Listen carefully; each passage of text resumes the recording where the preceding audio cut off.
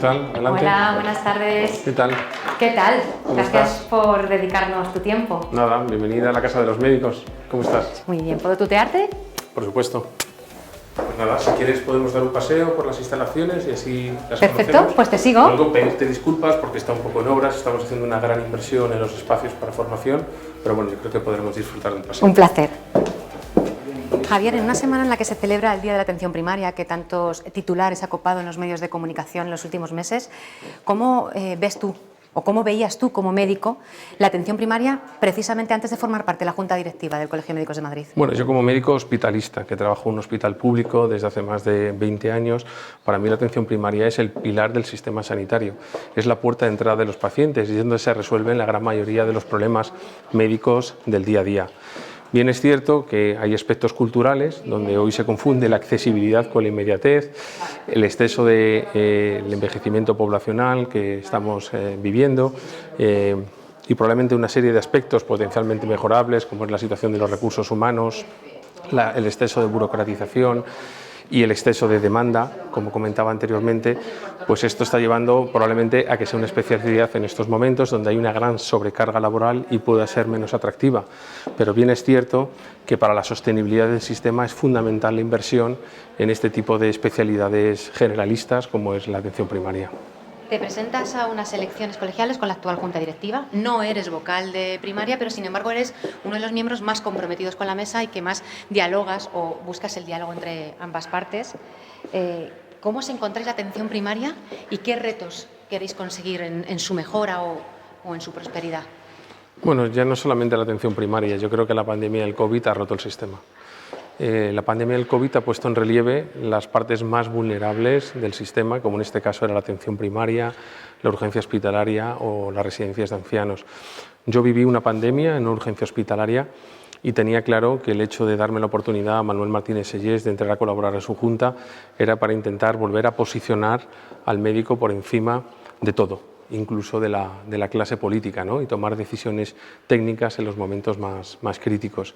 En ese sentido, y además es uno de los deberes estatutarios, es proteger a los médicos más desfavorables. Entonces, en todo momento yo he intentado de alguna u otra manera comprometerme en aquellos aspectos o acciones donde realmente habría que volver a dignificar la profesión médica y en este caso la atención primaria ha sido uno de los estandartes de esta Junta.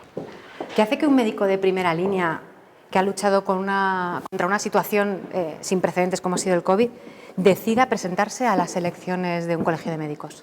Bueno, yo recibo la llamada de Manuel Martínez Sellés y es verdad que en esos momentos me da una oportunidad de acompañarle en un proyecto.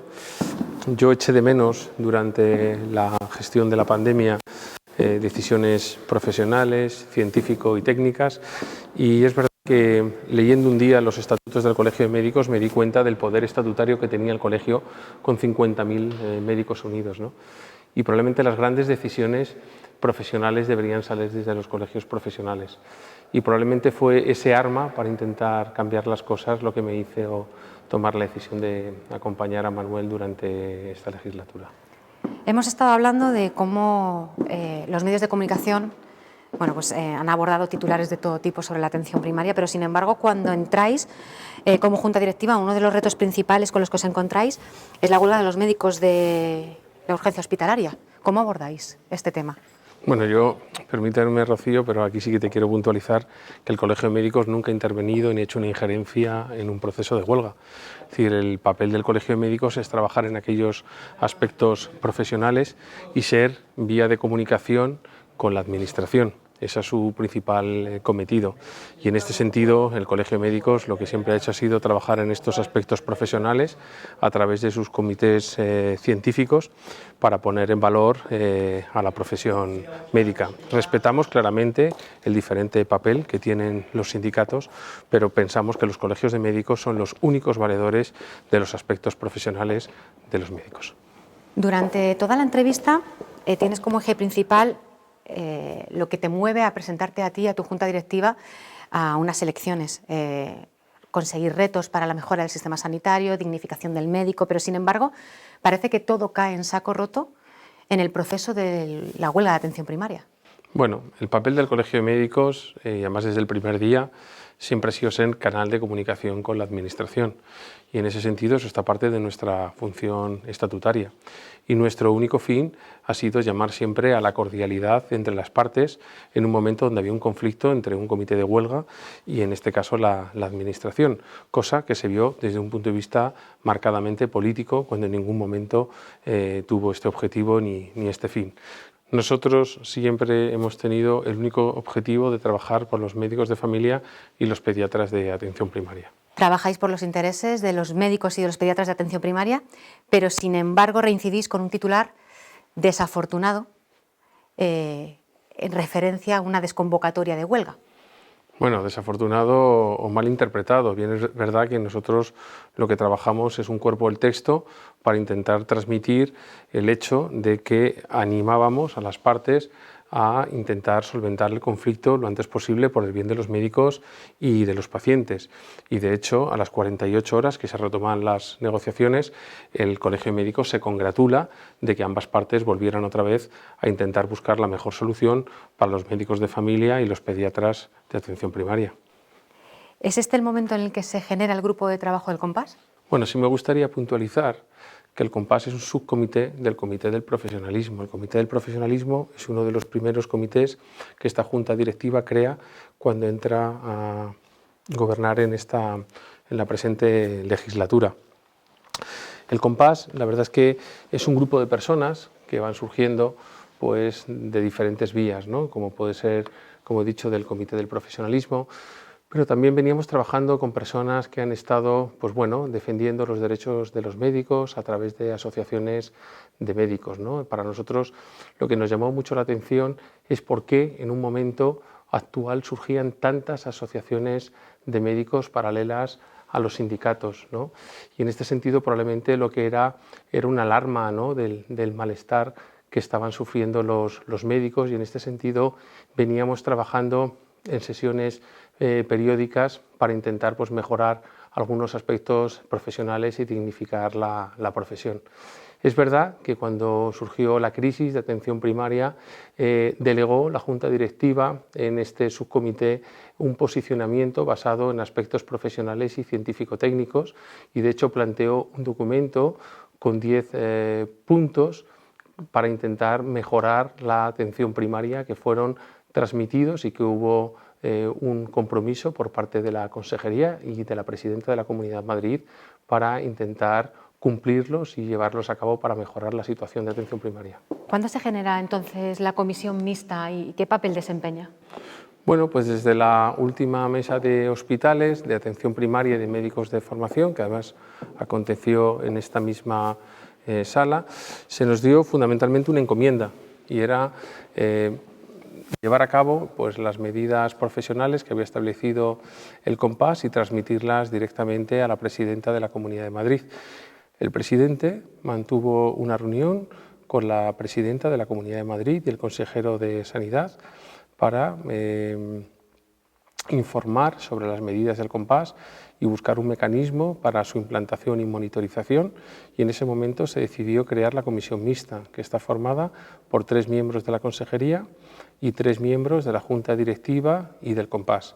En esos momentos, en una primera reunión, se solicitó que si podríamos crear un grupo de trabajo ad hoc, en la cual la componen miembros del Compás, miembros de la Mesa de Atención Primaria, sociedades científico-médicas de atención primaria, pediatría, geriatría y medicina interna, y asociaciones de pacientes, con el fin pues, de analizar las diferentes propuestas para mejorar la situación de los médicos de familia y los pediatras de atención primaria. Esta forma de trabajar que se plantea desde la comisión mixta ha sido interpretada, o parece en muchos ámbitos, que sois como el brazo ejecutor de la Consejería. Esta Junta Directiva siempre ha basado sus posicionamientos en sus comités científicos, y los comités científicos son independientes y se basan en aspectos científico-técnicos. Yo creo que si tiramos de hemeroteca ha habido diferentes circunstancias a lo largo de esta legislatura. Por ejemplo, cabe recordar la reorganización de la urgencia extrahospitalaria, donde el posicionamiento del Comité del Profesionalismo fue contrario inicialmente a una serie de medidas que establecía la Consejería. O sea que probablemente probablemente es un método de trabajo donde realmente se analizan las situaciones y se hacen propuestas constructivas de mejora, y yo creo que eso en ningún momento quiere decir que esté uno a favor o en contra de la consejería. Es decir, el Colegio de Médicos no elige a sus gobernantes, el Colegio de Médicos es el canal de comunicación con la Administración, y en ese sentido nosotros tenemos la obligación de hablar con unos y con otros e intentar de alguna otra manera establecer los documentos de posicionamiento que establecen nuestros comités. ¿Cómo es el modo de trabajo que tenéis con la consejería ahora mismo, después de la huelga de atención primaria? ¿Se sigue trabajando? Bueno, desde el primer momento en que se creó la comisión mixta, quiero recordar a mitad de febrero, mantenemos reuniones periódicas cada 15 días.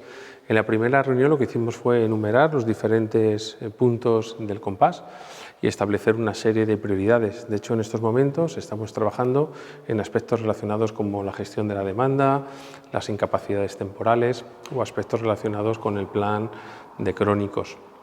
¿Cuál es el modus operandi?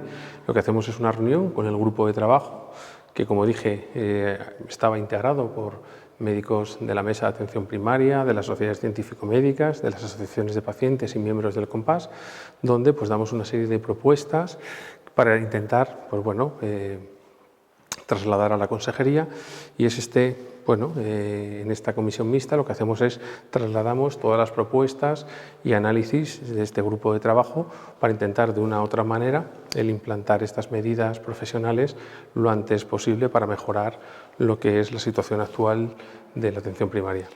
¿Cómo trabajáis o cómo hacéis el seguimiento de estas propuestas que hacéis con la consejería? Bueno, nosotros lo que hacemos es llevamos a cabo una serie de propuestas. La consejería estudia la capacidad de implantarlas o no. De hecho, uno de los ejemplos recientes que tenemos en tema de las incapacidades temporales, ahora mismo pues ya se ha establecido, por ejemplo, a los centros educativos que no es necesario que un médico haga un certificado de baja a un niño, ¿no? Que es una, por ejemplo, de las tareas burocráticas que realmente eran prioritarias el intentar eliminar de las consultas de los médicos de atención primaria, ¿no? Y en este sentido, la consejería ha tomado sus medidas para que esto ocurra, y nosotros lo que hacemos es monitorizar realmente que este proceso se lleve a cabo en el día a día, y eso es un poquito la manera de trabajar. De hecho, en la primera reunión dejamos claramente establecido con la consejería que indistintamente de que existiera o no existiera una huelga, íbamos a seguir trabajando en los aspectos profesionales, y así está siendo. Llegar hasta los colegiados sin duda no debe ser una tarea sencilla para la Junta Directiva, pero sin embargo sí que hay imágenes que se quedan grabadas en la retina, y una de ellas quizá es la de la Asamblea de Compromisarios, ¿no? Bueno, sí, es verdad que fue un momento muy difícil. Ten en cuenta que nosotros no somos políticos, son médicos, y la verdad es que escuchar críticas de tus compañeros, pues la verdad es que a veces puede llegar a ser frustrante, ¿no? Cuando realmente los mensajes que quieres mandar o el trabajo que estás realizando es otro. Es verdad que también es comprensible porque estábamos viviendo una época difícil, probablemente la época más difícil de la huelga, y donde realmente los ánimos estaban más caldentes, ¿no? Entonces, en este sentido, yo creo que hay comprensión, ¿no?, por parte de esta junta directiva, ¿no?